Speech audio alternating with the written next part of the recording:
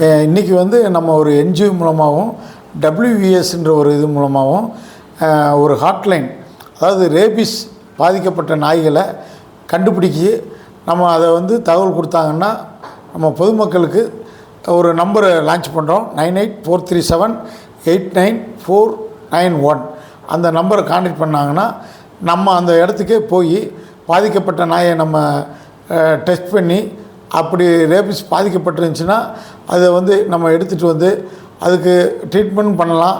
இல்லை ஒரு சப்போஸ் 3 நாள் 4 நாள் அந்த நாய் இறந்துருச்சுன்னா அந்த நாயை பாதிக்கப்பட்ட நாயுடைய ஸ்கல்லை ஓப்பன் பண்ணி பிரெயின் அதிலேருந்து சாம்பிள் எடுத்து நம்ம அதுக்கான கிட்டு இருக்குது, அதை நம்ம அந்த டிசீஸை டயக்னோஸ் பண்ணிவிட்டு ரேபிஸ் தான் கன்ஃபார்ம் ஆயிடுச்சுன்னா நம்ம அந்த இடத்துல போய் அந்த நாய் பாதிக்கப்பட்ட நாய் யாரை கடிச்சிச்சு, இல்லை மனிதர்களை கடிச்சிச்சா, மற்ற அனிமல்ஸை கடிச்சிச்சான்றதை நம்ம சர்வே பண்ணி எல்லாத்துக்கும் தடுப்பு நடவடிக்கை, அதாவது மனிதர்னால் நம்ம ஹாஸ்பிட்டலில் போய்ட்டு 4 டோஸ் போடுறதுக்கு அதை இது பண்ணுறது, மற்ற மிருகங்களாக இருந்தாலும் நம்ம தடுப்பூசி இருக்குது அதை போடுறதுக்கு நம்ம ரெக்கமெண்ட் பண்ணுறோம். இது முதல்ல வந்து இப்போ நம்ம தமிழ்நாட்டிலேயே கோயம்புத்தூர் மாநகராட்சியில் இந்த இதை ஹாட்லைன் நம்பரை லான்ச் பண்ணியிருக்கோம். இங்கே 150 வார்டு இருக்குது. எல்லா வார்டுலேயும் இங்கே அவேர்னஸ் க்ரியேட் பண்ணி பொதுமக்கள் ஏதாச்சும் உங்கள் நாய் பாதிக்கப்பட்ட நாய், தெருநாய், வீட்டு நாய் இருந்துச்சுன்னா உடனே இந்த நம்பருக்கு தகவல் கொடுத்தா இந்த நோய் சம்மந்தமாக, ரேபிஸ் சம்மந்தமாக எந்த சந்தேகம் இருந்தாலும் அவங்க அதை விளக்கமாக சொல்லுவாங்க. இதை தொடர்ந்து தடுப்பு நடவடிக்கையை சர்வே பண்ணி பண்ணோம்னா 15 வருஷத்தில் இந்த ரேபிஸை ஒழிக்கிறதுக்கான வாய்ப்பு இருக்குது. இன்று வந்து ரேபிஸ் ஃப்ரீ ஹாட்லைன் நம்பரை வந்து என்ஜிஓ மூலமாக இன்று கோயம்புத்தூர் மாவட்டத்தில் முதலாக அறிமுகம் செய்துள்ளோம்.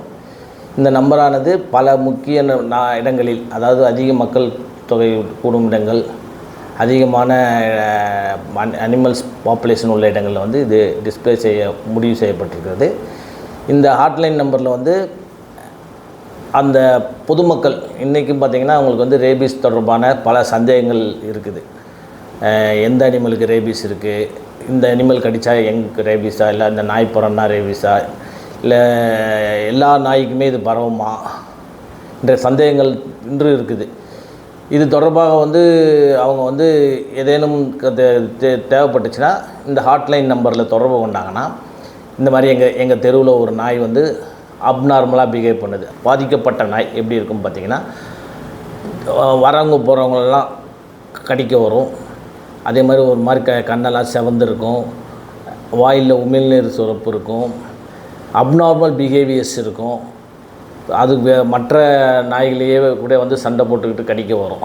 ஸோ இந்த மாதிரி இருக்கும்போது அந்த இடத்துல இருக்கக்கூடிய பகுதி மக்கள் வந்து ஒரு பயத்தோடு அதை பார்த்துட்டு அது என்ன பண்ணுறதுன்னு தெரியாமல் அதை இப்போ தற்பொழுதெல்லாம் பார்த்திங்கன்னா அதை துரத்துவாங்க, இல்லை அடிப்பாங்க, எதாவது பண்ணுவாங்க. இந்த மாதிரி ஒரு சூழ்நிலையை தடுக்கிறதுக்காக இந்த நம்பருக்கு ஃபோன் பண்ணி சொன்னாங்கன்னா இந்த நம்பரை வந்து ஹேண்டில் பண்ணுற இந்த என்ஜிஓஸ் வந்து அவங்க என்ன பண்ணணுன்றதை அந்த பர்டிகுலர் நபருக்கு சொல்லுவாங்க. இல்லை அவங்களால அது பண்ண முடியாது என்னும் பொழுது அவங்களுடைய ரெப்ரசன்டேட்டிவ் அந்த ஃபீல்டுக்கு அனுப்பிச்சு அந்த நாயை பிடிப்பதற்கு தேவையான இதை வந்து பண்ணுவாங்க.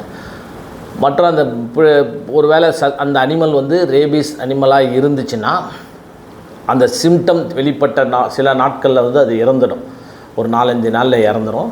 அப்படி இறந்துச்சுன்னா சார் சொன்ன மாதிரி பார்த்திங்கன்னா அதில் இருந்து ஸ்கல்லிலேருந்து சாம்பிள்ஸ் எடுத்து அது கிட் டெஸ்ட்டில் பாசிட்டிவாக நெகட்டிவான்னு பார்த்து ஒரு வேளை அது பாசிட்டிவாக இருந்துச்சுன்னா அந்த பகுதியில் உள்ள அனைத்து மக்களுக்கு அதனோட பழகின எல்லாத்துக்குமே வந்து இந்த தகவலை சொல்லி உடனடியாக அருகில் உள்ள கால்நடை அனிமலாக இருந்ததுன்னா கால்நடை மருத்துவமனைக்கோ, மனிதர்களாக இருந்தாங்கன்னா பக்கத்தில் இருக்க ஹாஸ்பிட்டலுக்கு போய் தடுப்பூசி போட்டுக்கணும். அப்போ தான் வந்து அந்த நோய் அவர்களுக்கு, மனிதர்களுக்கோ இல்லை கால்நடைகளுக்கோ பரவாமல் இருக்கும். ரேபிஸ் வராமல் தடுக்கிறதுக்கு அங்கே இருக்க பகுதியில் இருக்க எல்லா தெருநாய்களாகட்டும், வீட்டு நாயாகட்டும், அனைத்துக்குமே வந்து ரேபிஸ் தடுப்பூசி மருந்து கண்டிப்பாக போட வேணும். வருடம் ஒரு தடவை போடணும். அப்படி தான் அந்த நோய், ஏன்னா பல ஆண்டுகளாக இந்த ரேபிஸ் இருக்குது. இதை வந்து நம்ம தொடர்ந்து எராடிகேட் பண்ணணும்னா தொடர்ந்து வேக்சினேஷன் பண்ணால் மட்டும்தான் முடியும். அதற்கான ஒரு முன்னோடியாக தான் இப்போ தமிழக அரசு மற்றும் அனைத்து என்ஜிஓஸ் மூலமாகவும், துறை மூலமாகவும், கார்ப்பரேஷன் மூலமாகவும் நிறைய ஸ்கீம் போட்டு ரேபிஸ் எராடிகேட் பண்ணுறதுக்கான ஒரு பெரிய விழிப்புணர்வு ஏற்படுத்தியிருக்காங்க.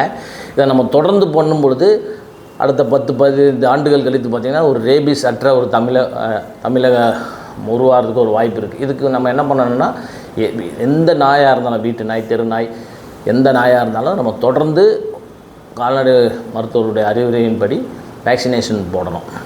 அப்போ தான் இந்த ரேபிஸை வந்து நம்ம ரேபிஸ் இல்லாத இதை உருவாக்க முடியும். அதுக்கான ஒரு முன்னோடியாக தான் இந்த ஹாட்லைன் நம்பர் கோயம்புத்தூரில் ஏற்படுத்தியிருக்கிறாங்க.